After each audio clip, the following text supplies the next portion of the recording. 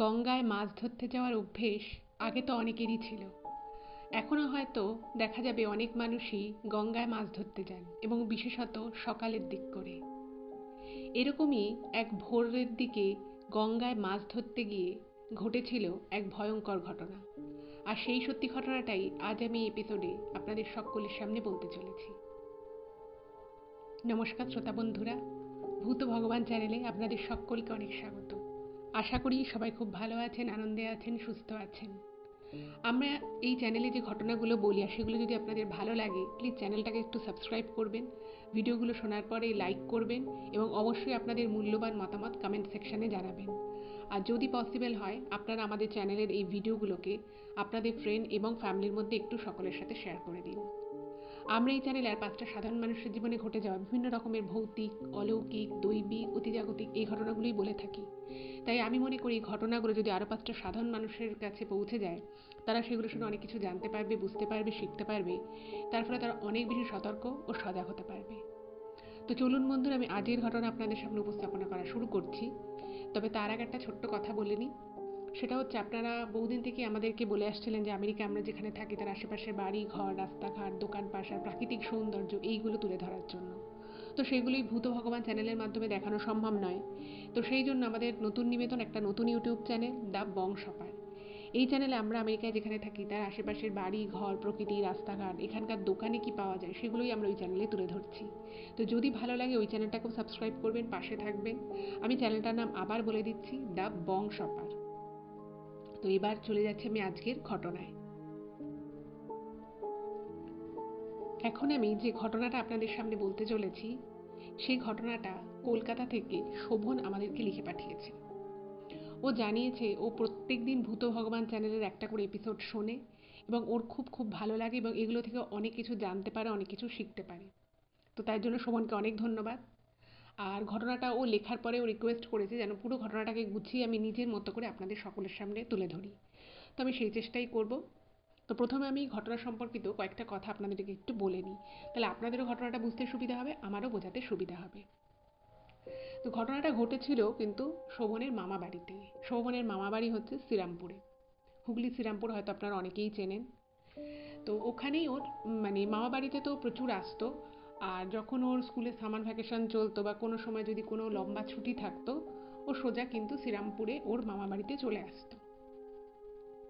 আচ্ছা, এবার ওর মামা বাড়ি শ্রীরামপুরের যেখানে, সেখান থেকে গঙ্গার ঘাট হচ্ছে হেঁটে 7 থেকে 8 মিনিট। এবার ছোটবেলা থেকেই যেহেতু ও কলকাতার বেহালায় ওর মানে বাড়ি ছিল, তো সেই বেহালার পরিবেশ থেকে একেবারে যখন ও শ্রীরামপুরে ওর মামা বাড়িতে যেত আর সেখানে এরকম সামনে মা গঙ্গা নদী বয়ে যাওয়া দেখতো, ছোট থেকেই খুব ভালো লাগতো, খুব মানে একটা ফ্রেশ ফিলিংস আসতো। আর ওরকম গঙ্গার পাড়ে ঘন্টার পর ঘন্টা বসে থাকা, তো মামা বাড়ির ওখানেও ওর বেশ কিছু বন্ধু বান্ধব ছিল। তো তাদের সাথে ওই গঙ্গার ঘাটে গল্প করা, খুবই আর কি এনজয় করে ওর মামা বাড়ির টাইমটা কাটতো। এবার ওর ওখানে একটা বন্ধু ছিল, ঠিক আছে? তো এই শোভনের বন্ধুর নাম ছিল বাবলু। এবার বাবলুর বাড়িতে ওর এক দাদা এসেছিল। তো সেই দাদার আবার স্পেশালিটি যেটা ছিল, উনি নাকি খুব ভালো মাছ ধরতে পারতেন। এবার আমি যে সময়কার কথা বলছি সেটা কিন্তু আজ থেকে অনেক বছর আগেকার কথা। আর সেই সময় বুঝতেই পারছেন যে এই মাছ ধরা ব্যাপারটা কিন্তু তার কাছে বেশ একটা এক্সাইটিং ব্যাপার ছিল, যে গঙ্গা থেকে মাছ ধরবে। এবার এই বাবলুর সাথে শোভনের কিন্তু একটা খুব ভালো সম্পর্ক ছিল। তো শোভনকে বাবলু বলেছে যে আমার দাদা আসছে, দাদা খুব ভালো মাছ ধরতে পারে। তো তখন শোভন বলছে যে তাহলে এই গঙ্গাতেও মাছ ধরবে? তো বলছে হ্যাঁ, আসবে, মাছ ধরবে। তো তখন শোভন বলছে আমিও দেখবো, এভাবে গঙ্গায় মাছ ধরা আমি কখনো দেখিনি, তো আমিও দেখতে চাই। তো ওর কাছে ছোট মানুষ, তো ওরও বেশ ভালো লেগেছে। তখন এই ঘটনাটা যখন ঘটে তখন শোভনের বয়স হচ্ছে মানে এই ধরুন ক্লাস 7-8-এ পড়ে। তো বুঝতেই পারছেন খুব ছোটও যেমন না, আবার খুব বড়ও নয়। তো ঠিক হলো যে পরের দিন একদম সকাল সকাল এই বাবলু আসবো দাদাকে নিয়ে, ওর দাদা ওখানে মাছ ধরবে আর শোভনও যাবে। এবারে এই মামা বাড়িটা যেখানে ছিল, শোভনের যে মামা বাড়িটা, সেখান থেকে 7-8 মিনিটের হাঁটা পথে হচ্ছে মা গঙ্গার ঘাট। এবার তো তখন শোভন বলছে তাহলে আমি এখানে চলে আসবো। তো তখন বাবলু বলছে যে দেখ মানে ওদের যে আর কি বাড়ির সামনে মামা বাড়ির পাশে যে ঘাটটা ছিল, সেই ঘাটটা হচ্ছে একটা বেশ বাঁধানো সুন্দর ঘাট। তো বলছে দেখ এখানে না সকাল থেকেই অনেকে স্নান টান করে, তো এই জায়গাটা ফাঁকা পাওয়া যাবে না। তো বলছে যে এই ঘাটে হবে না মাছ ধরাটা, এর পরে একটা ঘাট আছে, সেই ঘাটটা আর কি মানে প্রপার আর কি নামা সুন্দর বাঁধানো ঘাট নয়, বলছে ওই জায়গাটা একটু ফাঁকা থাকে, তো ওখান থেকে মাছ ধরতে সুবিধা হবে, কারণ এখানে অনেক লোকজন থাকে, অতক্ষণ বসেও হয়তো থাকতে দেবে না। কারণ বুঝতেই পারছেন যে এখনও প্রচুর মানুষ হয়তো রোজ গঙ্গা স্নান করেন, কিন্তু আজ থেকে 20-22 বছর আগে কিন্তু একটা সময় ছিল যখন প্রচুর মানুষ কিন্তু গঙ্গা স্নান করতেন প্রায় রেগুলার বেসিসে। যেমন আমার দাদুও নাকি মানে সপ্তাহে 3 থেকে 4 দিন গঙ্গা স্নান করতেন, এইরকম অনেক ভোরে উঠে। যাই হোক, তো তখন এটাই ঠিক হলো যে পাশের ঘাটে যাওয়া হবে। এবার যেহেতু আর মামা বাড়িতে না এই শোভনকে খুব ভালোবাসতো, সবাই সবাই খুব ভালোবাসতো, ওকে সবাই মানে যা বলতো তাই করতো। কিন্তু বাড়িতে গিয়ে যখন শোভন বলেছে যে আমি সকালবেলা উঠবো, উঠে এই বাবলু ওর দাদাকে নিয়ে আসবো, দাদা মাছ ধরবে, তো সবাই বলছে না অত সকালবেলা তোমাকে গঙ্গার ঘাটে যেতে দেওয়া হবে না। এবার শোভন তো খুব মানে জেদ করছে যে না আমি দেখবো ওরা মাছ ধরবে।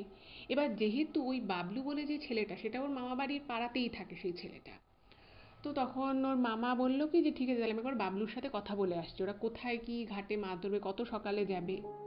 তো এবার কি করেছে, শোভনের যে মামা ছিলেন তো তিনি বাবলুদের বাড়ি গেছে। বাবলুদের বাড়ি গিয়ে বাবলুকে বলছে যে কিরে তুই শোভনকে বলেছিস যে তোর কোনো দাদা এসছে মাছ ধরবে, তো বলছে হ্যাঁ মাছ ধরবো। তো তখন না মানে যখন আর কি শোভনের মামা বাবলুকে জিজ্ঞেস করেছে, তো বাবলু না অত ডিটেলে কিছু বলেনি, বলেছে হ্যাঁ ওই তো একটু আমার দাদা একটু মাছ টাছ ধরতে ভালোবাসে, এমনি একটু ছিপ নিয়ে আমরা বসবো সকাল সকাল, ওই যদি একটা দুটো মাছ ওঠে ওরকম। আর তখন বলছে তাহলে তোরা কোন ঘাটে ধরবি, বলছে এই তো সামনের ঘাটটাতে, সামনের বাঁধানো ঘাটটাতেই আমরা থাকবো, আমরা সবাই ঘাটেই থাকবো, আমরা কেউই জলে নামবো না। আর সত্যি কথা বলতে কি শোভন কিন্তু সাঁতার জানতো, ছোটবেলা থেকে ও সাঁতার শিখেছিল, তো সেদিক থেকে কোনো ভয় ছিল না তার মধ্যে। বাবলু বলেছিল যে আমরা একদম সামনের ঘাটেই যা কাজ করার করব। তো ওর মামা দেখলো যে ঠিক আছে পাড়ার ছেলে, আর দেখলো সত্যি ওর যে আর এক যে দাদা এসছে, বাবলুর যে দাদা, তো সে দাদা মোটামুটি বড় ওদের থেকে আর কি, বয়সে বড়, ওই কলেজে পড়ে, জাস্ট উঠেছে। তো ভাবলো যে ঠিক আছে সকাল সকাল এমনিতেও লোকজনও থাকে ঘাটে, অসুবিধে কিছু নেই। তো তখন ওর মামা বাড়ি চলে আসে এবং বাড়ি চলে এসে শোভনকে বলে যে ঠিক আছে যাবি কিন্তু বেশিক্ষণ থাকা চলবে না, আর তুই কিন্তু জলে নামবি না, কারণ ওরা মাছ টাছ ধরবে তুই দেখবি। তো শোভন বলছে না না আমি কেন নামতে যাবো, আর আমি তো এমনিও সাঁতার জানি। আর যেহেতু বললাম যে ওই ঘাটটা বাঁধানো ঘাট ছিল, প্রচুর লোকজনের যাতায়াত ছিল, তো ওর মামা বললো যে তুই যদি আধা ঘন্টা 40 মিনিটের মধ্যে বাড়ি না ফিরিস আমি কিন্তু তোকে গিয়ে নিয়ে আসবো। তখন বলছে হ্যাঁ হ্যাঁ আমি আধা ঘন্টায় ফিরে যাবো, তোমার কোনো চিন্তা নেই মামা। যাই হোক, তো এই প্ল্যান হলো। তো প্ল্যান হওয়াতে মানে তখন যেটা শোভন লিখেছে যে ছোট ছিল তখন, এবার ওই মাছ ধরবে ওই ব্যাপারটা ওর কাছে এতটাই বেশি এক্সাইটিং ছিল যে ও সারা রাতই ঘুমোয়নি। তো মোটামুটি যখন তখন অন্ধকার, আলো ফোটেনি, তো তখনই ঘুম থেকে উঠে পড়েছে, উঠে পড়ে একদম রেডি হয়ে গেছে। আর যে সময়কার কথা সেই সময় ওর মামা বাড়িতে না কোনো মোবাইল ফোন ছিল না, ঠিক আছে, মোবাইল ফোন ছিল না, মানে জাস্ট ওই ল্যান্ড ফোন ছিল। তো ল্যান্ড ফোনে ওই তখন শোভন কি করেছে, ওই বাবলুর বাড়িতে ফোন করেছে। তো বাবলুই ফোনটা ধরেছে, ও জেগেছিল, বলছে হ্যাঁ হ্যাঁ বেরোচ্ছি তুইও বেরো। তো ওই সকাল সকাল শোভন ওর মামাকে, তারপর ওর দিদা দাদু সবাই ছিল, সবাইকে বলে বাড়ি থেকে বেরিয়ে যায়। তো বাড়ি থেকে তো অনেক কিছু বলে দিয়েছে, সামনে যাওয়া যাবে না, এই করা যাবে না, সেই করা যাবে না, সব বলে টলে দিয়েছে। বাড়ি থেকে বেরিয়েছে, এবং যখন ওরা বাড়ি থেকে বেরিয়েছে তখন কিন্তু মানে পুরো যে অন্ধকার হয়ে গেছে, মানে অন্ধকার, কোনো একদম এক ফোঁটা দিনের আলো নেই এরকম কিন্তু নয়, মানে তখনও সানরাইজ হয়নি, কিন্তু একটু একটু আলো আর কি আকাশে ফুটেছে। এবার তিনজনে মিলে গেছে। এবার ওরা কিন্তু ওই যে বললাম যে ওদের বাড়ির সামনের যে ঘাটটা, বাঁধানো ঘাটটা, সেখানে কিন্তু যায়নি। ওরা গেছে কোথায়, ওরা গেছে ওটা থেকে আরেকটু এগিয়ে গিয়ে একটা ঘাট রয়েছে, এবং সেই ঘাটটায় না মানে প্রপার ঘাট না, মানে ওরকম বসে নামার কোনো সিঁড়ি বা কিছুই নেই, জাস্ট একটা নিচু মতো জায়গা রয়েছে, ওখান থেকে নেমে যেতে হবে। এবার যেহেতু জায়গাটা একটু ফাঁকা, তোরা ভাবলো যে এখানেই মাছ ধরতে সুবিধা হবে। সে বাবলুর যে দাদা সেটা বড় ছিপ নিয়ে এসছে, মাছের খাবার যা যা আর কি লাগে, আনুষাঙ্গিক জিনিস সমস্ত কিছু নিয়ে এসছে। এবার শোভন তো প্রচন্ড এক্সাইটেড যে মাছ ধরা হবে, তো ওখানটা ওরা তিনজনে বসেছে। এবারে যে জায়গাটার মধ্যে ওরা বসেছে, দেখুন 3টে ছেলে গেছে, তার মধ্যে একটা ছেলে একটু বড়, জাস্ট কলেজে উঠেছে, বাকি ওই ক্লাস 8-9 এর স্টুডেন্ট। শোভন 8-এ পড়ে, হয়তো বাবলু 9-এ, এরকম। তো তারা না অত কিছু আর মানে চিন্তা করে না যে জায়গাটা কেমন, এই জায়গায় বসবো কি বসবো না। আর ওদের মাথায় তখন একটাই চিন্তা, যে আমরা ভালো করে মাছ ধরবো। তো তার আগে প্রচুর মাছ ধরার গল্প শুনেছে, যে ওই দাদা বড় বড় গঙ্গা থেকে নাকি বড় ইলিশ মাছ ধরেছে, রুই মাছ ধরেছে, প্রচুর মাছের গল্প শুনেছে। তো এই সমস্ত গল্প গাথা শোনার পরে তো ওর তো প্রচণ্ড ইচ্ছে হচ্ছে যে কখন মাছ ধরা শুরু হবে, কখনো দেখবে যে একটা ছিপ ফেলা হলো, সেখান থেকে মাছ উঠলো। যাই হোক, তো এরকম চিন্তা ভাবনা নিয়ে যখন ওরা ওখানটায় বসেছে, বসার পরে ছিপ ফেলেছে, যেরকম ছিপের মধ্যে মাছের খাবার ঢুকিয়ে সেটাকে যেমন ফেলা হয় সেভাবে ফেলা হয়েছে। এর কিছুক্ষণ পরে, মানে বসে আছে কিছুই হচ্ছে না, তো মিনিট 6-7-এর পরে একটুখানি টান এসছে মনে হলো। তো যথারীতি ভেবেছে যে কোনো মাছ উঠেছে। তো ওটাকে ছিপটাকে আস্তে আস্তে আস্তে আস্তে করে টানতে টানতে, যেরকম আর কি মাছ ধরার তো যারা আপনারা জানেন যে কিভাবে মাছ ধরতে হয় ছিপে, তো বুঝতেই পারছেন, আস্তে আস্তে করে টেনে টেনে টেনে টেনে যখন তুলেছে, তখন দেখছে ওখানে বেশ একটা মাছ উঠেছে। ঠিক আছে, একটা মোটামুটি আর কি কত হবে, 600-700 ওজনের একটা মাছ উঠেছে। এবারে ওই যেখানটায় মাছটা উঠেছে, তো ওটা দেখে তো শোভনের খুব আনন্দ, যে মানে ও জীবনে প্রথমবার এরকম ছিপে ফেলে মাছ ধরা দেখলো। আর এটা তো ওরা না একটা মানে ছোট্ট একটা হাঁড়ি মতো নিয়ে গেছিল, তার মধ্যে অল্প জল ছিল আর একটা ঢাকনা মতো। এবার ওই হাঁড়ির মধ্যে মাছটাকে দূরে রেখে দিয়েছে।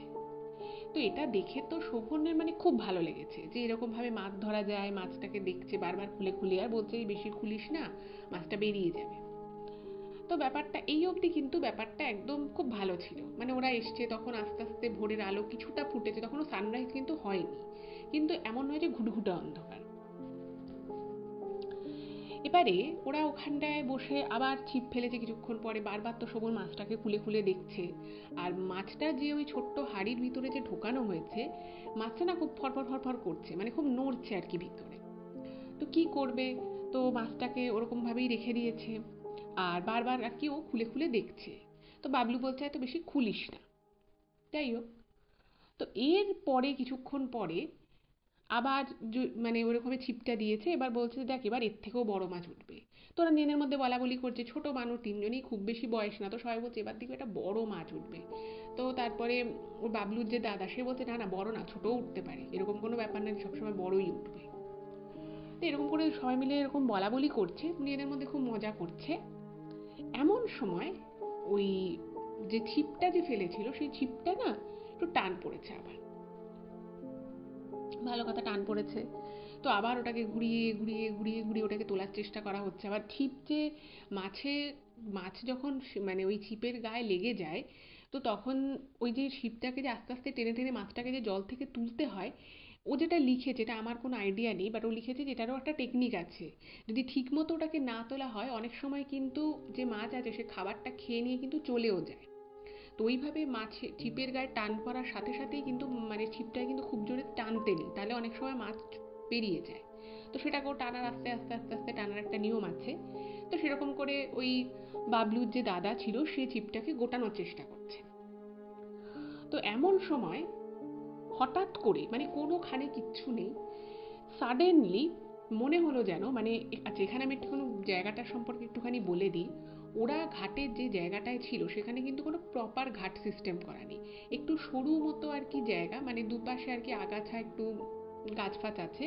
তো সেখান থেকেই একটা নিচু হয়ে কি একটা স্ল্যান্ট মতো, একটা ঢাল মতো মানে জায়গা নিচে গঙ্গার তীরের দিকে নেমে গেছে। এইটা হচ্ছে ঘাট, এখানে কোনো বাঁধানো ঘাট বা কিচ্ছু নেই, এরকম কোনো বাঁধানো কোনো প্রপার রাস্তাও নেই। ইভেন যে নামারও যে জায়গাটা, সেটা হয়তো লোকজন, লোকাল লোকজন বা লোকাল যারা মাছ টাছ ধরেন, জেলেরা, তারা অনেক সময় ওঠানামা করলে জায়গাটা একটুখানি, ওই জায়গাটায় কোনো আগাছা নেই, একটু ঢালু মতো। তো ফলে ওই জায়গাটায় কিন্তু এমনিতেও কিচ্ছু নেই, মানে কোনো বাড়ি ঘরও আশেপাশে নেই, কোনো দোকান নেই, যেহেতু সামনে ঘাট নয়, কোনো মন্দির টন্দির কিছুই নেই। এবারে ওখানে আর কেউ নেই, আর কারোর আসারও কথা নয়। হঠাৎ করেই একটা ধাপ করে জোরে আওয়াজ হলো। মানে একে তো বুঝতেই পারছে যে ওই ছিপটায় টান পড়েছে, মনে হচ্ছে যেন মাছ উঠবে। তো ওর বাবলুর দাদা তো ওটাকে গোটানোর চেষ্টা করছে। এমন সময় ধাপ করে একটা আওয়াজ হলো। মানে আওয়াজটা হলো, মনে হলো যেন পিছন থেকে কেউ খুব জোরে যদি পিঠে কারো ধাক্কা মারে হাত দিয়ে, ঠিক যেরকম হবে ঠিক সেরকম একটা আওয়াজ। আওয়াজটা হলো, তো হওয়ার পরে না মানে মুহূর্তের মধ্যে শোভন যেটা দেখলো, যেটা ও লিখেছে, যে মুখ থুবড়ে একেবারে ওর যে বন্ধু যে বাবলু ছিল, সেই বাবলু মুখ থুবড়ে একেবারে উঁচু হয়ে বসেছিল। পিছনটা হচ্ছে ওই মানে মাটি ফাটি দেয়া জায়গা ছিল, সেখান থেকে থাপ করে মুখ থুবড়ে একেবারে ও জলের মধ্যে পড়লো। মনে হয় যেন ওকে ধাক্কা মেরে ফেললো। এবার বাবলুর যে দাদা ছিল, সে দাদা তো মন দিয়ে আর কি ওই ছিপটাকে কন্ট্রোল করার চেষ্টা করছে, মাছটাকে তুলতে হবে কারণ ছিপে টান পড়েছে। উনি ওইটার দিকে পুরোপুরি ব্যস্ত ছিল। আর শোভনও একদম সামনের দিকে তাকিয়েছিল যে কিভাবে মাছটা উঠছে, কত বড় মাছ উঠবে সেইটাও দেখার লক্ষ্য ছিল। ফলে ও কিন্তু কিছু দেখেনি, জাস্ট আওয়াজটা শুনেছে। এবার হুড়মুড়িয়ে যখন বাবলু জলের মধ্যে মুখ থুবড়ে পড়ে গেল, তো তখন তো সবাই, মানে সবাই বলতে এরা দুজন ছিল, দুজনেই খুব অবাক হয়ে গেছে। এবার এমতাবস্থায় মানে মানে বাবলুর যে দাদা, যিনি আর কি ছিপটাকে গোটাচ্ছিলেন, তার কনসেন্ট্রেশনটা পুরোটাই মানে 100% তার কনসেন্ট্রেশনটা কিন্তু ওই ছিপের দিকে ছিল। এবার সে ভেবেছে যে শোভন হয়তো কোনোভাবে ইয়ার্কি করতে গিয়ে বা দুজনের মধ্যে কোনো কথা হচ্ছিল, হট করে হয়তো ধাক্কা দিয়েছে। তো সে শোভনকে বলছে, এই তুই ওকে ফেলে দিলি কেন? একটা আওয়াজ হলো, তখন শোভন বলছে, আমি কোথায় কি করলাম, আমিও তো একটা আওয়াজ পেলাম, ধাপ করে আওয়াজ হলো, মনে হলো পিঠে ওকে কেউ ধাক্কা মেরে ফেলে দিল। তো তখন বাবলুর দাদাও ভাবছে যে সত্যি তো, ও কেন ওকে ফেলতে যাবে, এত ভালো বন্ধু, কোনোখানে কিছু নেই, দুজনেই মানে একসাথে পাশে বসে দেখছিল বাবলুর দাদা মাছ ধরছে, হঠাৎ করে ওকে কেন বা ফেলতে যাবে। তো যাই হোক, তো ছিপটাকে কোনো রকমে শোভনের হাতে দিয়ে ওর দাদা কি করেছে, ওকে টেনে তোলার চেষ্টা করছে। ও কিন্তু এমন নয় যে মানে গঙ্গার জলে পড়ে ও অনেকটা দূর চলে গেছে, এরকম নয় কিন্তু। মানে যাওয়ার পরে না, মানে একটা মানুষকে যদি হট করে যদি কেউ কাউকে ধাক্কা মেরে, একটা সেটা যদি সুইমিং পুলও হয় বা যে কোনো জলাশয়েতে যদি এভাবে ধাক্কা মেরে ফেলে দেওয়া হয়, তো সে কি করবে, সে হাত পা নাড়বে, সে প্রথম কথা হচ্ছে ওখানে সাঁতার ও জানতো, বাবলু সাঁতার জানতো। এবার সে নয় সাঁতার কাটবে, নয় সে হাত পা ছুটবে, সে ওঠার চেষ্টা করবে, এরকমই তো কিছু একটা ট্রাই করবে। কিন্তু অদ্ভুত বিষয় হচ্ছে যে ওরকমভাবে জলে মুখ থুবড়ে পড়ার পরে বাবলু কিন্তু হাত পা কিছুই ছুটছে না, কিরকম যেন চোখটা বন্ধ করে মনে হচ্ছে ঘুমের মধ্যে রয়েছে। মানে দেখে মনে হচ্ছে ঘুমে ঢুলছিল, ঘুমে ঢুলতে ঢুলতে হয়তো পড়ে গেছে, চোখটা বন্ধ। এবার বাবলুর দাদাও জানে যে বাবলু সাঁতার জানে, তো প্রথমে বলছে, কি রে তুই জলে পড়ে আছিস কেন, উঠে আয় উঠে আয়, এরকম করে বারবার বলছে। তো দেখছে ও ওঠার চেষ্টাই করছে, কিরকম যেন চোখটা বন্ধ করে রয়েছে, আর শরীরটা এবার আস্তে আস্তে ছেড়ে যাচ্ছে। কারণ এমনি পুকুরে একরকম, কিন্তু বুঝতেই পারছেন মা গঙ্গার জল, সেখানে একটা ঢেউয়ের ব্যাপার থাকে, অনেক সময় থাকে, জোয়ার না থাকলেও কিন্তু অনেক সময় একটা জলের স্রোত থাকে, শত হলো একটা মা গঙ্গা নদী, বুঝতেই পারছেন। তো দেখছে যে ও কিছুই করছে না, কিরকম একটা যেন শরীরটাকে ছেড়ে দিয়েছে টাইপের করছে। তো তখন বাবলুর দাদা না কিছু একটা বুঝতে পেরেছে। তো বাবলুর দাদা শোভনকে বলছে, তুই এটা ধর, মানে ছিপটা ধরতে দিয়ে বাবলুর দাদা কি করেছে, জলে কিছুটা নেমে গিয়ে ওকে টেনে হেঁচড়ে তুলেছে। এবং তোলার পরও যখন ওকে তুলছে, তখনও দেখছে ওর চোখটা পর্যন্ত খোলা নেই, মানে ঘুমে ঢুলছে এরকম টাইপের একটা ব্যাপার। তোকে কি করেছে, একটা ধাপ করে একটা মানে চড় মেরেছে গালে, যে কি রে তুই ঘুমে ঢুলছিস, তুই তো একটু ডুবে যাবি, তুই কিছু করছিস না। এবার ওকে মানে মোটামুটি তুলেছে কিছুটা। তো ওরকম করে যখন একটা চড় মেরেছে গালে, যে ওকে জাগানোর জন্য, তো তখন দেখছে যে ওর চোখটা কোনো রকম ভাবে খুলেছে, খুলে না মানে কিরকম একটা ওর ঘোরের মতো ব্যাপার। মানে ও যে জলে পড়ে গেছিল, জলে মানে ওরকম ভাবে আর কিছুক্ষণ থাকলেও হয়তো ডুবেও যেতে পারতো বা অনেক দূরে চলে যেতে পারতো, ওর যেন কোনো বিষয়টাতেই কোনো খেয়ালই নেই, কিরকম একটা গা ছাড়া ভাব ওর মধ্যে। এবার কি করবে কিছু বুঝতে পারছে না। এরপরে যেটা ঘটনাটা ঘটলো সেটা হচ্ছে যে ও না মানে কিরকম একটা মনে হচ্ছে যেন এক্ষুনি ও ঢলে পড়ে যাবে, শরীরটা খারাপ লাগছে এরকম টাইপের। তো অদ্ভুত, এটা একটা এরকম ব্যাপার গেল। এবং তারপরে যখন ওকে তোলা হলো, তো তখন শোভনের হাত থেকে ওই ছিপটা নিয়েছে বাবলুর দাদা। তো ছিপটা নিয়ে যখন মানে টান পড়ছিল, তো দেখছে যে একটা মাছ তো ওঠেইনি, ওই একটা মাছই উঠেছিল। এবং মাছটা যে ওঠার কথা ছিল সেটা না উঠে তার বদলে ওর ছিপে যেটা উঠলো, সেটা হচ্ছে একটা কালো মানে কাঠের পোড়া টুকরো। এবার দেখুন, আপনি একটা জায়গায় ছিপ ফেলছেন, একটা নদীতে হোক বা জলাশয়, যে কোনো জায়গাতেই হোক, সেখানে মাছের বদলে মানে অন্য কিছু উঠতেই পারে, সেটা খুব একটা অস্বাভাবিক নয়। কিন্তু ওই পজিশনে ওরকম একটা কালো পোড়া কাঠের টুকরো টাইপের ওঠা, এটা খুব একটু অদ্ভুত টাইপের ব্যাপার। কিন্তু যাই হোক, তো তিনজনের কেউই আর সে ব্যাপারটাকে অতটা গুরুত্ব দেয়নি। এবার বাবলুকে মানে বাবলু যখন যখন ওরকম জল থেকে তোলা হলো, তো তোলার পর থেকেই না, মানে ও জেগে আছে ঠিকই, কিন্তু ওকে দেখে না বোঝা যাচ্ছে যে কিরকম কিরকম একটা, ওর যেন মনে হচ্ছে ওইখানে বসে মাছ ধরতে ওর ভালো লাগছে না, মনে যেন শরীরে একটা কিছু অসুবিধে হচ্ছে। তো তখন ওকে না, মানে শোভন বলছে, কি রে তুই কি ঘুমিয়ে পড়েছিলি নাকি, তুই কি ঘুমে ঢুলছিলি, তুই ওভাবে যখন তুই জলে পড়লি আর ওইভাবে তুই জলের মধ্যে পড়ে উঠছিলি না কেন, কিরকম যেন চোখটা বন্ধ করে হাত পা কিরকম ছেড়ে দিয়েছিলি, এরকম করছিলি কেন? বাট ওকে মানে বাবলুর ওই দাদা শোভন দুজনেই জিজ্ঞেস করে বারবার একই কথা, কিন্তু ও কোনো প্রশ্নেরই কোনো উত্তর দিতে পারে না। এবং ওর কিছুক্ষণ পরে বলে যে আমার না খুব ঘুম পাচ্ছে, আমি বাড়ি যাব, তোরা যদি মাছ ধরিস ধর, আমি বাড়ি যাচ্ছি। এবার দেখুন, বাবলুরদের বাড়িতে বাবলুর ওই দাদা এসেছে, এবার বাবলু বলছে আমি বাড়ি যাব। তখন ওরা বলছে, তখন শোভন আর ওই দাদাই বা কি করে থাকে, তো ওরা বললো যে ঠিক আছে তাহলে বাড়ি চ, একটা তো মাছ ধরা হয়েছে, আমার না হয় মাছ ধরবো। তখন ওই দাদাটা বলছে, দূর, তোদের সাথে মাছ ধরতে এসে আমার কিছুই মাছ ধরতে পারলাম না, আমি পরে একটু পরে এসে খেয়ে দিয়ে এসে আমি এখান থেকে একটু মাছ ধরে যাবো। তো এরকম বললো। তো তারপরে শোভন এবং ওরা দুজনই ওখান থেকে চলে আসে, এবং তখন মোটামুটি ভোরের আলো ফুটে গেছে। শোভন বাড়িতে চলে আসে ওর মামা বাড়িতে, বাবলু আর বাবলু দাদা বাবলুদের বাড়ি চলে যায়। আচ্ছা, এর পরের দিন ওরা বিকেলবেলা ওখানে একটা পাশে মাঠ ছিল, তো সেই মাঠে খেলাধুলো করতো। তো সেদিনকে আর কেউই আসেনি, মানে বাবলুর দাদা বা বাবলু কেউই আসেনি, কিন্তু শোভন গেছিল। এবার সেদিন থেকেই শোভনের ক্ষেত্রে যেটা হলো, ও না কিরকম একটা মানে ইমেলে ও সে ব্যাপারটাকে ঠিক মতো গুছিয়ে লিখতে পারেনি, ও নিজেই সেটা স্বীকার করেছে। মানে মোদ্দা কথা, ও যেটা লিখেছে যে ও সেদিন থেকেই না কিরকম একটা শরীরটা ওর ভারী ভারী লাগছিল, কেন জানি না ওর বারবার মনে হচ্ছিল যে ওই জায়গাটায় বারবার যাই যেখানটায় আর কি ওরা বসে মাছ ধরছিল। তো যাই হোক, তো কিরকম একটা ওর মনে হচ্ছে যেন শরীরটা কখনো মনে হচ্ছে খারাপ লাগছে, কখনো শরীরটা ভারী লাগছে। কিন্তু কেন যে ওর মধ্যে এরকম এই জিনিসগুলো ফিল করছিল, কেন যে ওর এরকম মনে হচ্ছে, সেটা কিন্তু ও নিজেও জানে না। আচ্ছা, এবারে পরের দিন এই বিকেল বেলাতেই বাবলুর সাথে শোভনের দেখা হয়েছে মাঠে, বাবলুর দাদাও ছিল।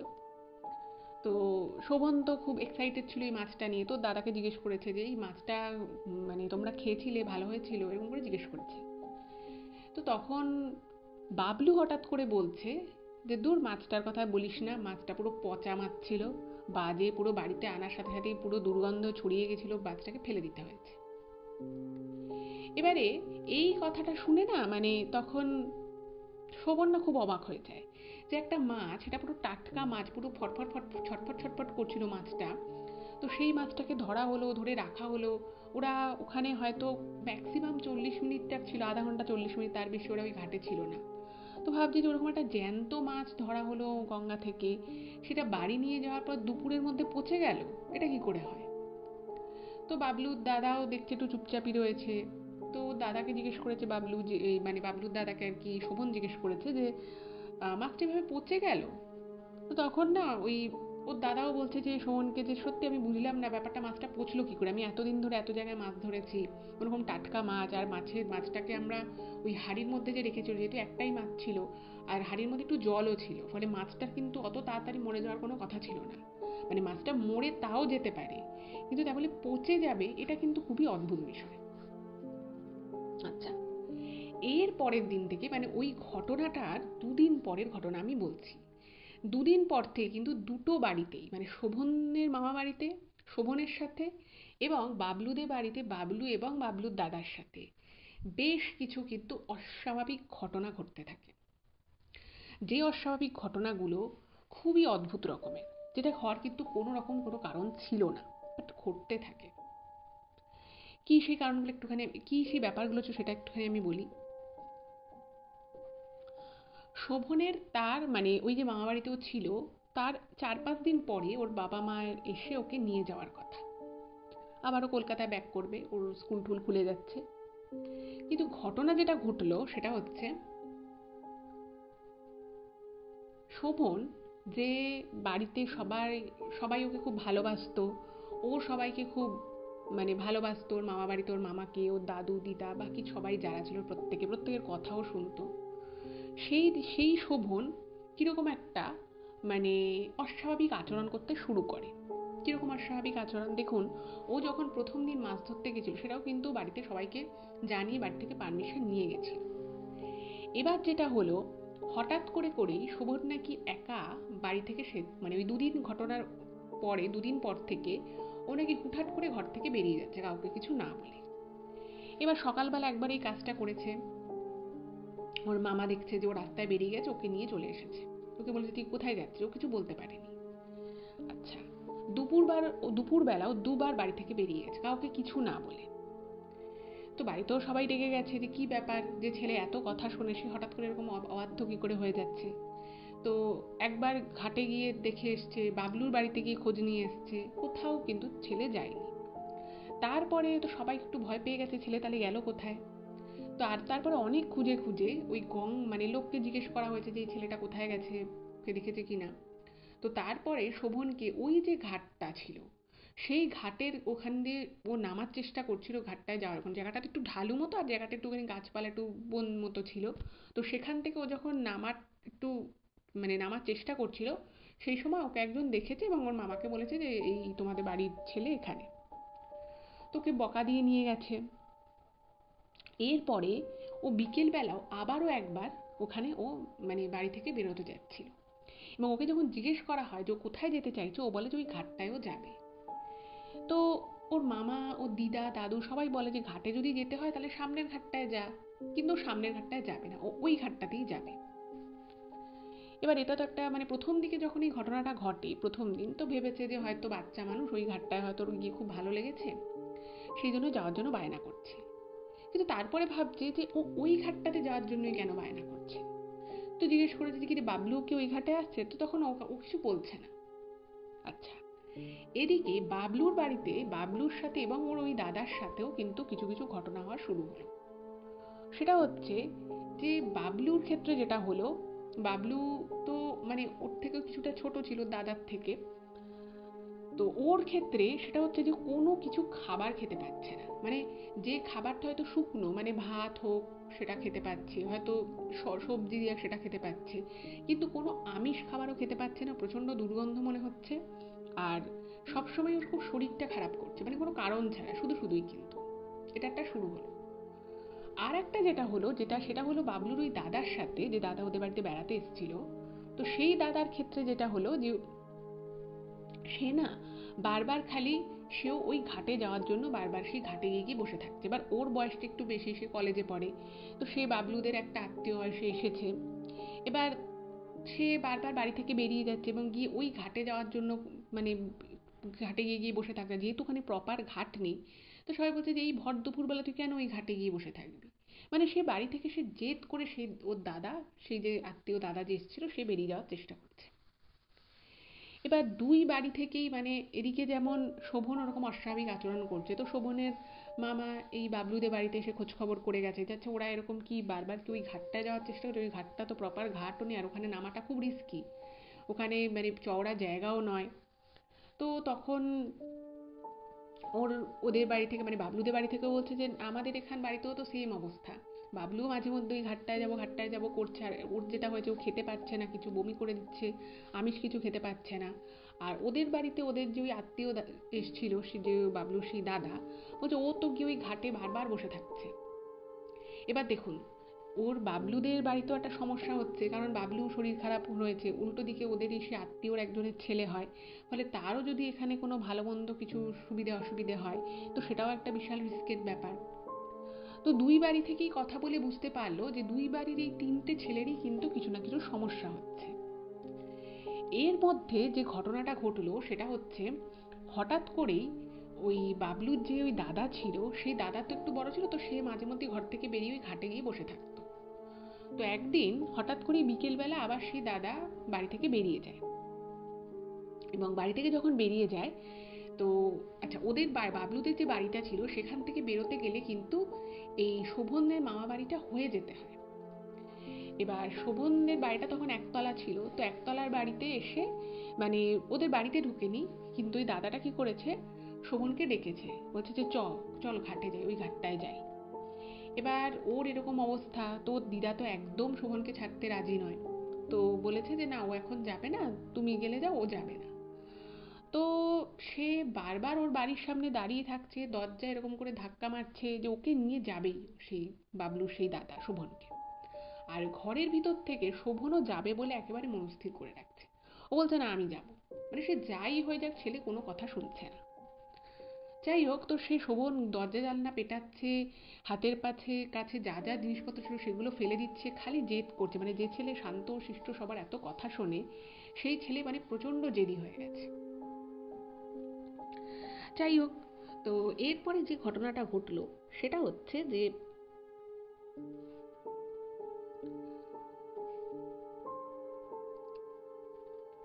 বাবলুর বাড়িতে হঠাৎ করেই মানে ওর যে আত্মীয় যে দাদা এসছিল, তো তার বাবা মাকে এরা খবর দেয় যে তোমাদের ছেলে এখানে এসছে, কিন্তু সবই ঠিক আছে, কিন্তু এরকম এরকম কাজ করছে। এবার যার বাড়ির ছেলে, যাদের আর কি ছেলে বাবলুর সেই দাদা, তো তার বাবা মাও খুব চিন্তিত হয়ে পড়েছে যে ছেলে এরকম কেন করছে। এবার তখন ভেবেছে যে না, এই ছেলেটাকে এবার বাড়িতে আটকে রাখতে হবে। এভাবে বারবার বারবার ঘাটে চলে যাচ্ছে, কখন কি হয়ে যায়। কারণ আপনারাও জানেন যে জোয়ার আসে, সেই জোয়ারে মানে জল ভালোই থাকে। আর ভাবছি যে একা একা এই ছেলেটা কেনই বা বারবার সে চলে যেতে যাবে, তার পিছনে কি কারণ থাকতে পারে। তো এদিকে আবার যে ঘটনাটা ঘটেছে যে শোভনকে তোর মামা বাড়িতে সবাই খুব চোখে চোখে রাখতে, যাতে ছেলে বাড়ি থেকে বেরোতে না পারে। কিন্তু বুঝতেই পারছেন, ক্লাস 7-8-এ পড়ে একটা 8-এর ছেলে, তাকে তার ওইভাবে তো চেপে রাখা যায় না। ও কিন্তু ঠিক এক ফাঁক করে ঘর থেকে বেরিয়ে যায় সবার চোখের আড়ালে। এবং কোথায় যাচ্ছে ও যাচ্ছে সেই ঘাটটায়। এবারে ওর ওই বাবলুর যে দাদা, সে তো ওই ঘাটে আগেই বেরিয়ে গেছে। এবার ওই ওকে ডাকতে এসেছিল, তখনও যেতে পারেনি। তো শোভনও ঠিক কায়দা করে সবার চোখের আড়ালে ফাঁকি দিয়েও বেরিয়ে যায়। এদিকে তো বাবলুদের বাড়িতেও খুব মানে সমস্যা হচ্ছে, বাবলুকেও মানে আটকে রাখা যাচ্ছে না। বাবলু বলছে আমি যাব, আমি ওই ঘাটে যাব। এবার ওর এরকম অস্বাভাবিক জিনিস দেখে সবাই ভাবতে যাচ্ছে ওই ঘাটটাতে তো কেউ যায় না, ঘাটটা বলতে গেলে পরিত্যক্তই। কারণ যেহেতু ওখানে বাঁধানো নয়, তার কিছুটা পরে গিয়ে একটা বড় বাঁধানো ঘাট রয়েছে, সেখানেই মানুষজন বসে, ওখানে মন্দির রয়েছে। ভাবছে যে ওই ঘাটে না গিয়ে এর এই ছেলেগুলো ওই দিকের ওই পুরনো ঘাট, একটা কবেকার কি ঘাট ছিল, ঠিকমতো নামার পর্যন্ত জায়গা নেই, এখানে যাওয়ার জন্য এত কেন বায়না করছে। তো বাবলুদের বাড়ি থেকে বাবলুর যে বাবা ছিল, সে তখন বলল যে না, এটা ব্যাপারটা গিয়ে দেখতে হচ্ছে, ছেলেগুলো এরকম কেন করছে। তো উনি বেরিয়ে গেছে ওই ঘাটের উদ্দেশ্যে। এদিকে কি হয়েছে, এদিকে মানে শোভনের বাড়িতে, মানে শোভনের মামা বাড়িতে সবাই বুঝতে পেরেছে যে শোভন ঘরে নেই। এবার ঘর থেকে বেরিয়ে তাহলে কোথায় গেছে, তো বুঝে গেছে যে সবাই ওতালে হয় ঘর থেকে কোনো রকমের ফাঁক করে বেরিয়ে ও নিশ্চয়ই ঘাটের দিকে গেছে। এবারে তখন শোভনের মামা তখন বাড়িতে ছিলেন না। তো শোভনের দাদু তখন ভাবলো যে না, ছেলেকে তাহলে নিয়ে আসতে হবে, কারণ গঙ্গার ঘাটে গেছে, সেখানে কি থেকে কি হয়ে যায় না হয়ে যায়। তো উনিও বেরিয়েছে। এবার ওই যে বললাম যে বাবলুদের বাড়ি থেকে ঘাটের দিকে যেতে গেলে শোভনের মামা বাড়ি হয়েই কিন্তু যেতে হবে। তো ওর যখন বাবলুর যখন বাবা বেরিয়ে গেছিলেন, তো তখন তিনি যখন বেরিয়েছে, তো পথে ওই শোভনের দাদুর সাথে দেখা হয়েছে। এবার দুজনেই দুজনের সাথে কথাবার্তা বলছে যে সত্যি কি জ্বালা হলো, এই ছেলেগুলো কেন এরকম ওই ঘাটটায় যাওয়া, তুই ঘাটটাতে পুরো জঙ্গলাকীর্ণ, বহু বছর আগে ওখানে একটা ছোট্ট ঘাট ছিল, ওটা কেউ ইউজ করে না, পুরো পরিত্যক্ত হয়ে গেছে, আর ওখানে ঠিকমতো নামার জায়গা নেই, ওটা কোথায় বসে গিয়ে। তো এই সমস্ত কথা বলতে বলতে যখন যাচ্ছে, তো মানে কিছুটা এগিয়েছে, মানে ওদের বাড়ি থেকে ওই ভাঙা ঘাটটা, মানে ঠিক ঘাট তো নয়, মানে ভাঙা চোরা যে জায়গাটা যেখানটা দিয়ে ওরা নেমেছিল, পরিত্যক্ত জায়গাটা, সেটা প্রায় কিন্তু মিনিট 15 হাঁটা পথ। তো ওই ঘাটের মোটামুটি যখন কাছাকাছি এসেছে, তো তখন দেখছে ওই ঘাটের পাশে ওই জায়গাটা একটু নির্জন, মানে যেই সময়কার ঘটনাটা আমি বলছি সেই সময় ওখানে কোনো বাড়িঘর কিছু ছিল না। তো ওইখানটায় দেখছে রাস্তার উপরে একদম মানে খুব আস্তে আস্তে আর কি শোভন হাঁটছে, এবং ওর হাঁটাটা দেখে বোঝা যাচ্ছে যে ওর শরীরটা খুব কষ্ট হচ্ছে। মানে একটা মানুষ যদি হাঁটে আস্তে আস্তে, যদি কিরকম ভাবে হাঁটে, তা আপনি তো দেখে সেটা মোটামুটি বুঝতে পারবেন যে সেই মানুষটার কোনো অসুবিধে আছে না কি আছে। তো ওর ক্ষেত্রেও কিন্তু সেমটা। তো ওকে দেখেই তো শোভনের দাদু মানে ওকে জাপটে ধরেছে, বলছে তুই কোথায় যাচ্ছিস। আর ওকে দেখে না কিরকম মনে হচ্ছে না, চোখ দুটো স্থির, কোনো চোখের পাতা পড়ছে না, কিরকম শরীরটা মনে হচ্ছে যেন ছেড়ে দিয়েছে, খুব শরীরটা খারাপ ওকে দেখে এরকম লাগছে। কিন্তু যদিও আদতে কিন্তু এরকম হওয়ার কিছুই নেই, কারণ একদম পুরো ফিট অ্যান্ড পারফেক্ট ছিল ওর শরীর, কিন্তু ওকে দেখে মনে হচ্ছে যেন ওর নিজের মধ্যে নেই। এটা একটা হলো। এবার এইটা দেখে বাবলুর যে বাবা, তিনি না মানে আরো চিন্তায় পড়ে যান যে তাহলে ওদের বাড়িতে যে আত্মীয়ের যে ছেলেটা এসছে, যে বাবলুর দাদা হয়, ভাবছে যে ও তাহলে কোথায় গেল। তো ওই ঢাল মতো জায়গাটা, ওই ঢালটা এতটাই ঢাল ছিল এবং জায়গাটা একদমই মানে সরু জায়গা ছিল যে ওখান দিয়ে শোভনের দাদুর পক্ষে নামা সম্ভবই নয়। তো ওইখানটা এসেছে এবং ওখানটায় জঙ্গল মতো ছিল, ঝোপঝাড় ছিল, তো ওখানে মানে দেখতেও পাচ্ছে না যে অ্যাকচুয়ালি বাবলুর সেই দাদা কোথায়, কারণ সামনেটায় গাছপালা রয়েছে। তো কোনো রকম ওই জায়গাটাকে যখন একটু একটু সরিয়ে যখন দেখার চেষ্টা করছে, তো তখন না মানে নিচ থেকে গলার আওয়াজ পাওয়া যাচ্ছে, মানে কিরকম একটা গলায় গোঙানির আওয়াজ। মানে একটু রেগে গেছে বা একটা কিরকম গোঙানি আওয়াজের মতো হচ্ছে। তো ওখানে পাশ দিয়ে ওই জঙ্গল ঠঙ্গলকে ছাড়িয়ে দেখছে যে ওই বাবলুর ওই যে দাদা, সে উঠে আসছে।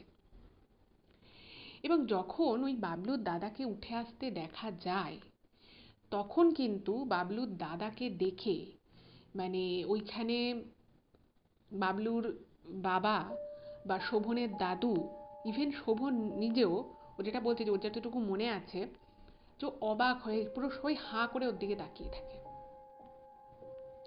কেন ওরকম ভাবে হাঁ করে তাকিয়েছিল জানেন?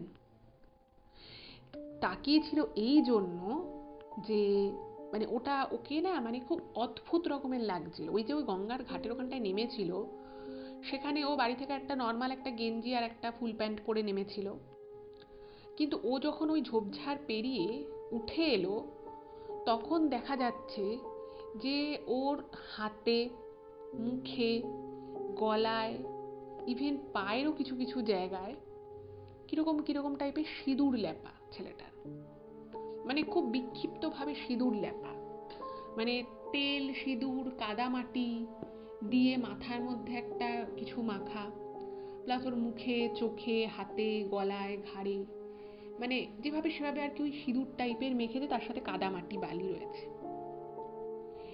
এটা দেখে বাবলুর বাবা বলছে, তুই তো কি অবস্থা করছিস, তুই এসব সিঁদুর কোথায় পেলি, তুই সিঁদুর মুখে গলায় মেখেছিস কেন, আর এরকম কাদা মাটি মেখেছিস, কি হয়েছে তোর? বলে একটা ধাক্কা মেরেছে। এবার এটা দেখে তো শোভনের দাদুও খুব অবাক হয়ে গেছেন, উনিও একটু ঘাবড়ে গেছেন। এবার ওখানে এরকম কথোকথি হচ্ছে দেখে মানে ওখান থেকে আরেকটু কিছুটা দূরে দু একটা চায়ের দোকান ছিল, তো ওই রাস্তাটা দিয়ে লোকে চায়ের দোকানে যাওয়া আসা করছিল, মানে কিছুটা আর কি ভিতরে করে জায়গাটা। তো তবুও এই কয়েকজনের গলার আওয়াজ পেয়ে দু একটা লোক জড়ো হয়েছে। তো দু একটা লোক যখন জড়ো হয়েছে, তো তারাও অবাক হয়ে গেছে যে এই ছেলেটা এরকম, মানে বাবলুর দাদাকে ওখানে মোটামুটি আশেপাশে অনেকেই চিনতো, পুরো ফ্যামিলিটাকেই চিনতো, তো তারাও অবাক হয়ে গেছে যে ছেলেটার এই অবস্থা কি করে হলো।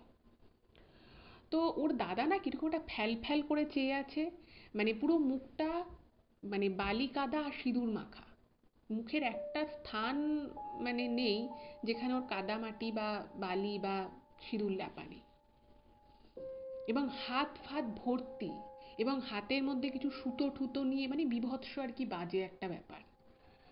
তো ওকে বলছে, আর ও না কিরকম মানে পাথরের মূর্তির মতো দাঁড়িয়ে রয়েছে, পাথরের মূর্তির মতো। তো বাবলুর বাবা বুঝতে পারছে না কি করবে। আর দেখুন মানে দেখুন, নিজের বাড়ির ছেলে হলে তাকে সেভাবে শাসন করলো কি যা হোক করলো, কিন্তু অন্যের ছেলে এসে, ওদের খুবই নিকট একজন আত্মীয়ের ছেলে, কিন্তু তবু সে তো নিজের নয়, এবার তারও বাবা মা রয়েছে, এই ছেলের যদি কিছু ভালো মন্দ যাই কিছু হোক সামান্য হলেও, সেটা একটা দায় এদের থেকে যায়। উনি না মানে পুরো হয়ে গেছে, ওকে বারবার জিজ্ঞেস করছে তোর কি হয়েছে, তুই সিঁদুর কোথা থেকে পেলি, আর তুই ভাবে মাটি সিঁদুর মেখেছিস কেন, এত বারবার ওকে জিজ্ঞেস করছে, ওকে ঝাঁকাচ্ছে। বাট ও না মানে একদম স্থির দৃষ্টিতে তাকিয়ে, ঠিক যেভাবে যে অবস্থায় শোভনকে রাস্তা দিয়ে যেতে দেখেছিল, ঠিক সেরকম একটা স্থির দৃষ্টিতে তাকিয়ে রয়েছে। আর মনে হচ্ছে ওর শরীরে কোনো জোর নেই, মানে শরীরের উপরে নিজের কোনো কন্ট্রোলই নেই। একবার বিষয়টা ভেবে দেখুন কতটা ভয়ঙ্কর হতে পারে। তো ওখানে আশেপাশে আমি বললাম যে দু একটা লোক জড়ো হয়ে গেছে, তো লোকগুলো বলছে যে কি হয়েছে ওর, তো এরকম বলেছে যে এরকম ও ঘাটের দিকে, পুরো ঘটনাটা আর কি সবাই মিলে বলেছে যে ওরা বাড়ি থেকে তো বলেনি, বলেছিল অন্য জায়গায় মাছ ধরতে যাবে বড় ভালো ঘাটটায়, তোরা নাকি এখানে ঘাটে মাছ ধরতে এসেছিল, তারপর থেকেই এরকম এরা বারবার আসতে চাইছে, বাড়ি থেকে বেরিয়ে বেরিয়ে যাচ্ছে, এই হচ্ছে অবস্থা। তো এইসব শুনে আরও আশপাশ থেকে 3-4টে লোক চলে এসছে। তো সবাই তখন বলল যে আপনি ছেলেটাকে ধরে ভালো করে আগে গঙ্গার ঘাটে নিয়ে যান। বলছে বাড়ি থেকে ওর পরিষ্কার জামা কাপড় আনো, নেই জামা কাপড় তো মানে জায়গায় জায়গায় ছিঁড়েও গেছে, মানে ওই দাদার কথা বলছি, বাবলুর দাদার। বলছে আর আপনাদের এই শোভনকেও একটুখানি গঙ্গা স্নান করান। তারপরে বলছে যে সকালবেলা মায়ের ওখানে যে যে কোনো মানে ওখানে আর কি কোনো শ্মশান ছিল না, কিন্তু ওখান থেকে আরেকটু দূরে একটা শ্মশান ছিল, তো ওখানে একটা বড় মায়ের মন্দির ছিল। আর এই যে ওদের যে ঘাটটা ছিল সেখানেও কিন্তু মন্দির ছিল, শিব ঠাকুরের মন্দির। বলছে যে নয় মায়ের মন্দিরে, নালে এই মন্দিরে পুজো দিন। ও বলছে যে বাড়ি থেকে পরিষ্কার জামা কাপড় কাউকে দিয়ে আনান আর ছেলেটাকে ভালো করে স্নান করান গঙ্গার জলে। এ তো মনে হচ্ছে অন্য ব্যাপার আছে। তো মানে ওকে তো কোনো রকমে নিয়ে গেছে, বাড়িতে খবর পাঠিয়েছে। তো বাবলুর মা জামা কাপড় ঠামা নিয়ে চলে এসছে, ওদিকে শোভনকেও নিয়ে গেছে স্নান করাতে। মানে শোভন তখন অনেকটাই স্বাভাবিক হয়েছে, কিন্তু ওকে না মানে ওকে যে অবস্থায় আর কি ওর দাদু দেখেছিল, যে কীরকম এক দৃশ্যে তাকে চোখের কোনো পলক পড়ছে না, শরীরের কাঁধটা পুরো দুটো কাঁধ একটু নিচু করে কেমন একটা, শরীরে কোনো জোর নেই, এরকম একটা কন্ডিশনে যেমন পেয়েছিল, ঠিক সেরকমই আর কি লাগছে। তো যাই হোক, তো শোভনের বিশেষ কিছু হয়নি। তো ওকে তাড়াতাড়ি করে স্নান করিয়ে মায়ের মন্দিরে, ওখানে একটা পুজোর মন্দির ছিল, সেখানে পুজো টুজো দিয়ে ওকে নিয়ে গেছে। কিন্তু মানে ওই বাবলুর দাদার ক্ষেত্রে কিন্তু ব্যাপারটা খুব বাড়াবাড়ি পর্যায়ে ছিল। তো ওকে স্নান করিয়েছে, সেও কিছুতেই গঙ্গা স্নান করবে না। সে ওকে ভালো করে মুছিয়ে ঠুচিয়ে ভালো করে স্নান করানোর ব্যবস্থা করা হলো, তো জোর করেই হচ্ছে। সে জোর করে যা স্নানটা যদি বা করেছে, সে কোনো মতেই, বললাম যে হাতের মধ্যে কিছু ছেঁড়া সুতো ফুতো জড়িয়েছিল, সেই সুতোগুলো কিছুতেই ছাড়বে না। আচ্ছা, এখানে একটা কথা বলে রাখি, বাবলুর সেই দাদা কিন্তু খুব প্রাণচঞ্চল, খেলতে ভালোবাসে, মানে স্পোর্টস পার্সন আর কি বলা যেতে পারে, প্রচুর খেলাধুলোর সাথে যুক্ত, খুব আর কি জলি একটা ছেলে ছিল। কলেজে পড়ে বুঝতেই পারছেন। কিন্তু সেই ছেলে হঠাৎ করে 2-4 দিনের মধ্যে এই রকম কি করে হয়ে গেল, কিরকম একটা কোনো কিছুতে সাড়া দিচ্ছে না, জেদ করছে। যদি বা সে প্রথমে স্নান করতে চাইছিল না, যদি বা স্নান করলো, স্নান করার পরে সে মন্দিরে কিছুতেই ঢুকবে না, আর হাত থেকে সুতোগুলো ছাড়বে না। এবার ওখানে যে বেশ কিছু লোক মানে জড়ো হয়ে গেছিল, এবার সেই লোকগুলোর একটুখানি ভার্সানটা আমি বলি। যখন এইগুলো চলছে, তো তখন তো বাবলুদের বাড়ি থেকে সবাই চলে এসছে, ইভেন ওর সে আত্মীয় যার আর কি ছেলে, তার বাবা মাও ডেকে পাঠানো হয়েছে, তারাও এসছেন। এবার ব্যাপারটা যেটা হচ্ছে যে কেন এই অবস্থাটা হলো, সেটা একটা বিশাল বড় প্রশ্ন। সেটা আমি আসছি, এবং তার আগে আমি বাবলুর দাদার ওই কন্ডিশনটা বলি। সেটা হচ্ছে যে বলে যে ওকে কোনো রকমে আর কি জোর জবরদস্তি মন্দিরে ঢোকানো হয়, এবং মন্দিরে ঢুকিয়ে যখন ওকে ঠাকুরের আরতি নেওয়া হয় এবং মন্দিরে ওর মাথাটাকে ছুঁয়ে দেওয়া হয় গর্ভ মন্দিরে, ও না মানে কীরকম একটা, দেখবেন হঠাৎ করে যদি আপনি কারেন্টের শক খান বা খুব গরম জিনিসে হাত দিয়ে দিলে যেরকম আমরা ফট করে হাতটা সরিয়ে নেব, ওর ক্ষেত্রে কিন্তু একদম সেম রিয়াকশনটা হয়। মানে ওই মন্দিরে যখনই ওকে ঢোকানো হয়, ওই মন্দিরের অরাটা না ও নিতে পারে না। ওর মনে হলো যেন ও পুরো কারেন্টের একটা শক খেলো, একদম সেম জিনিসটা হয়। তো ও না মানে গাটা পুরো একদম ওর মানে ঝনঝনিয়ে গেল মনে হলো, এবং ও না কিছুটা মানে ফেন্ট হওয়ার মতো করে হয়ে গেল। এবার ওখানে আশেপাশে যারা লোকজন ছিল, তো তারা বলছে যে আপনাদের বাড়ির ছেলেরা ওই ঘাটে কেন গেছিল। এবার তখন বাবলু, তো ওর তো এমনি মানে খাওয়া দাওয়া হজম হচ্ছিল না, খুব বমি হচ্ছিল, শরীর খারাপ, দুর্বল ছিল।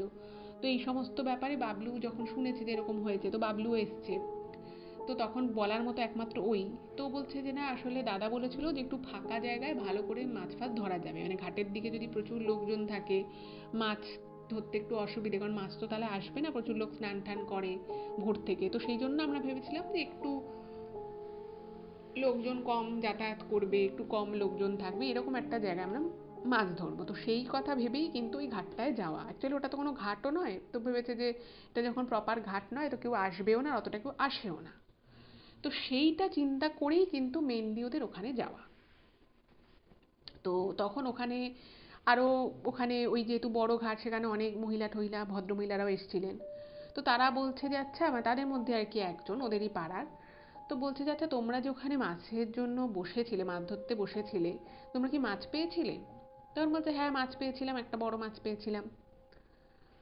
এবার আমি আপনাদেরকে যখন ঘটনাটা বলছিলাম প্রথমের দিকে, তখন কিন্তু আমি আপনাদেরকে এটা বলেছিলাম যে ওরা একটাই মাছ পেয়েছিল, এবং তারপরেই কিন্তু বাবলু হঠাৎ করেই জলে পড়ে যায়।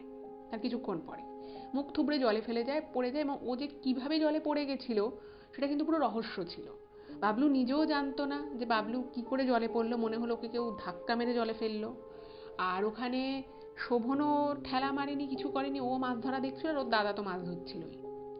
ওটা কিন্তু একটা রহস্যই ছিল। যাই হোক, তো ওটা নিয়ে কেউই আর অত মাথা ঘামায়নি। এবার ওই যে মাছটা পেয়েছিল, মনে করে দেখুন, আমি কিন্তু বলেছিলাম যে মাছটা নাকি ওনাদের পচে গেছিল, মানে মাছ মরে যেতে পারে, কিন্তু বলে পচে গেছে একটা টাটকা মাছ কয়েক ঘন্টার মধ্যে, এটা কিন্তু খুবই অস্বাভাবিক। এবারে তখন ওখানে কয়েকজন ওদের বলে যে ওই যে জায়গাটা, ওই যে মানে ঘাটের ওই জায়গাটা, বলছে যে ওটা কিন্তু একটা ভালো জায়গা নয়।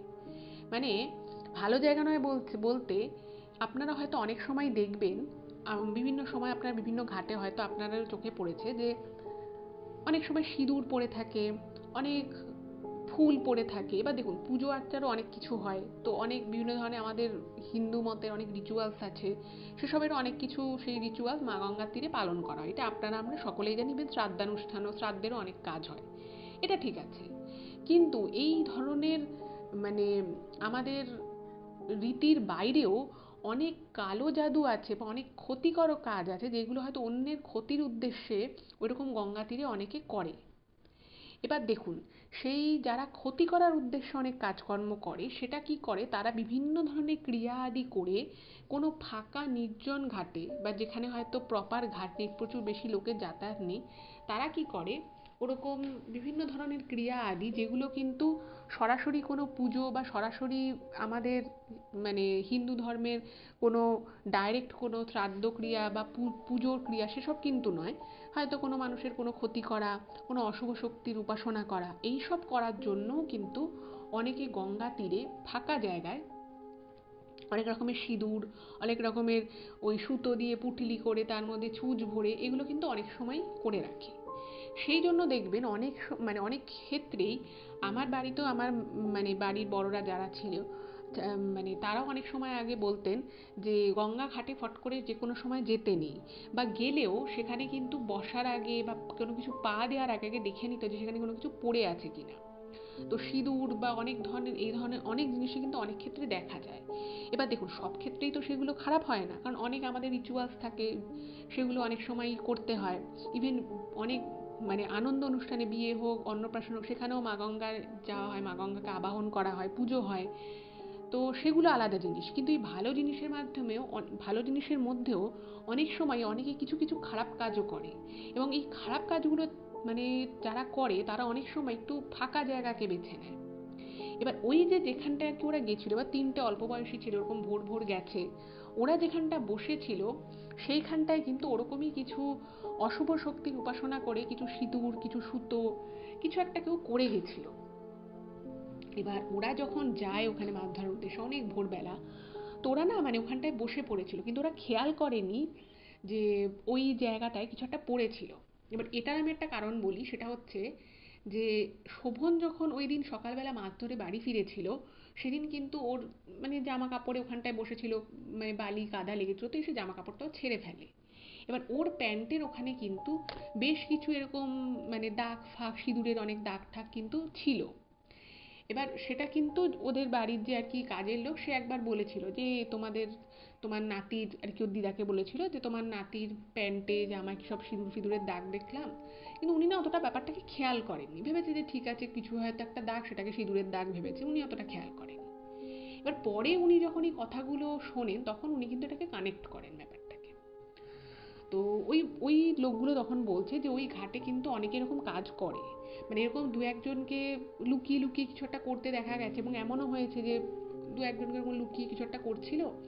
তো যখন কেউ জিজ্ঞেস করে যে আপনারা ওখানে কি করছেন, ঝোপঝাড়ের মধ্যে কি একটা প্রদীপ জ্বালিয়ে অনেকক্ষণ ধরে কিছু একটা মন্ত্রতন্ত্র পড়ছে। এবার দেখুন, কেউ যদি পুজো আর্চা বা এসব কিছু করে সে তো বলবে। তো এরকমও হয়েছে যে একজন দুজনকে ধরা হয়েছে এবং সে ওগুলোকে ওরকমই জিনিসপত্র ফেলে রেখে সে দৌড় মেরেছে। তো বলছে যে এটা আগে কয়েকবার দেখা গেছে।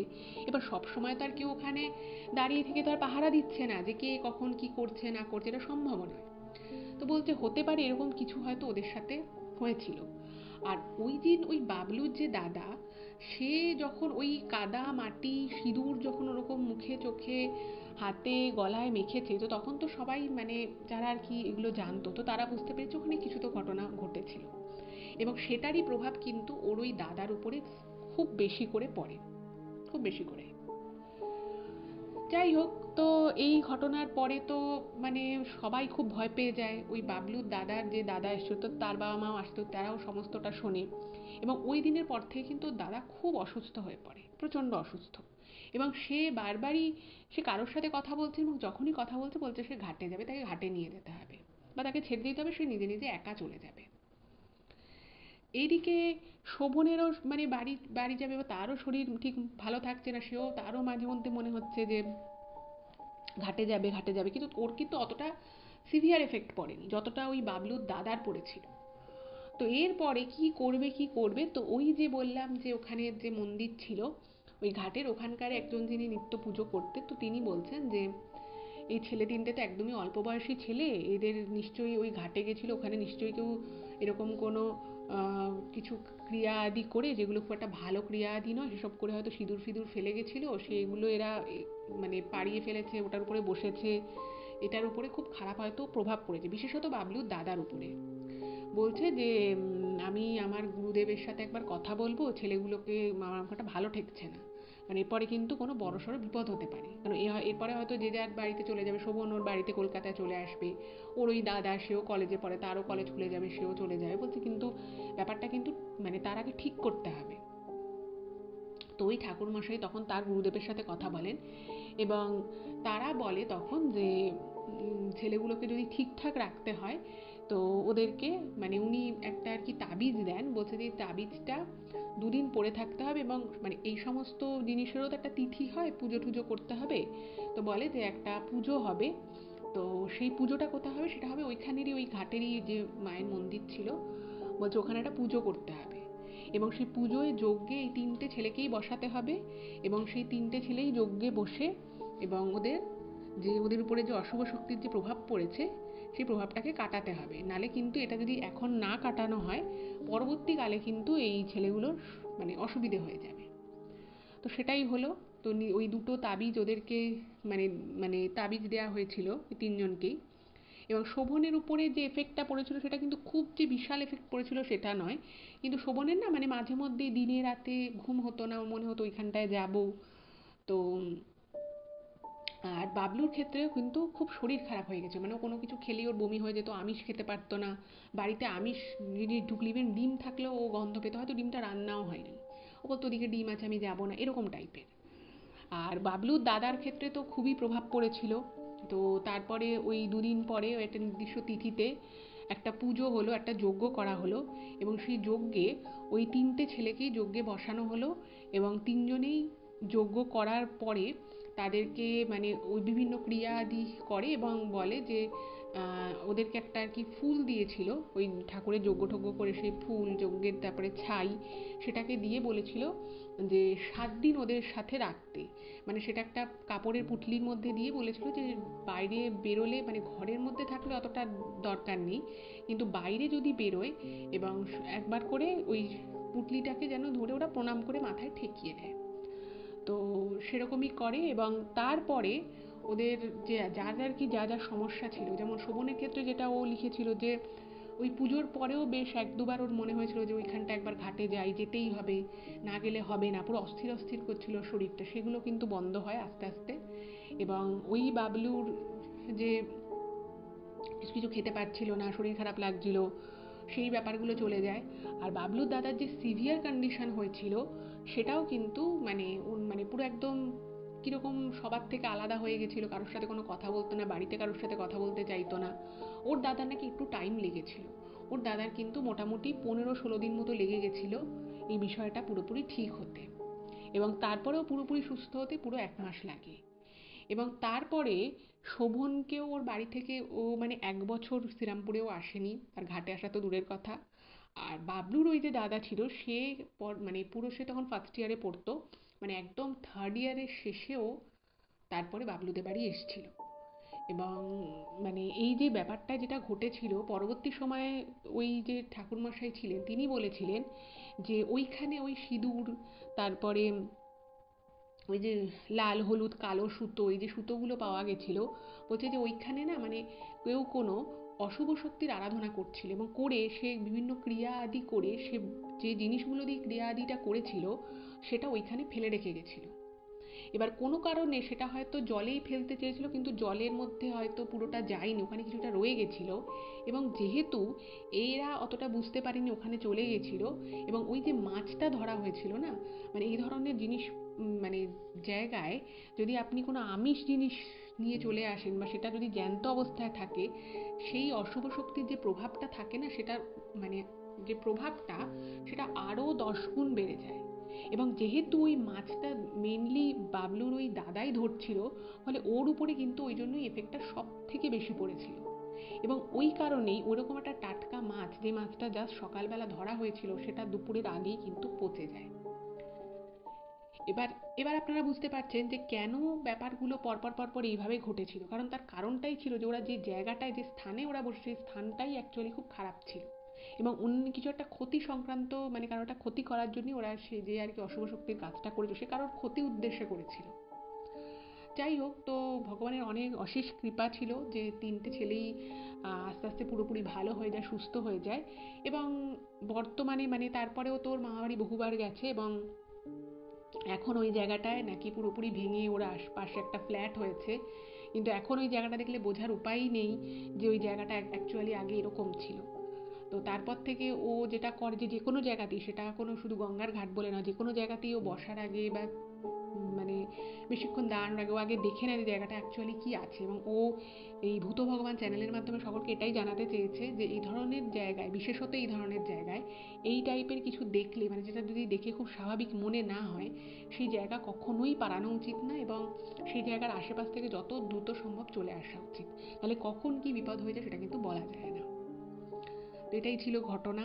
আর শোভনকে অনেক অনেক ধন্যবাদ এরকম ঘটনা পাঠানোর জন্য, এবং ভগবানের প্রতিও অনেক অনেক আমাদের আস্থা ভালোবাসা। কারণ দেখলেন, মানে এই ভগবান যদি আশীর্বাদ না করতেন, এই 3টে ছেলে কিন্তু মানে আবার মানে ভালো হয়ে ফিরতে হয়তো পারতো না। কারণ যে অবস্থা ওদের হয়েছিল, সেটা মানে খুবই অল্প সময়ের মধ্যে ওদের মধ্যে কিন্তু প্রচণ্ড খারাপ প্রভাব পড়েছিল, বিশেষত বাবলুর দাদা। এটাই ঘটনা ছিল। আপনাদের মতামত অবশ্যই কিন্তু জানাবেন, আর প্লিজ চ্যানেলটাকে যদি এখনও সাবস্ক্রাইব না করে থাকেন, প্লিজ সাবস্ক্রাইব করুন। আর আপনারা কিন্তু এখন অতটা হয়তো শেয়ার করছেন না, কিন্তু এটুকু বলবো, প্লিজ আপনারা আমাদের ঘটনাগুলো একটু আপনাদের সকলের সাথে শেয়ার করে দিন। আপনারা ফেসবুক, হোয়াটসঅ্যাপ যে কোনো মাধ্যমে ঘটনা শেয়ার করতে পারেন, কোনো অসুবিধে নেই। সকলে ভালো থাকবেন আর ভূত ভগবান চ্যানেলের পাশে থাকবেন। আজকে পর্যন্তই রইল, আবার দেখা হবে পরবর্তী এপিসোডে। নমস্কার।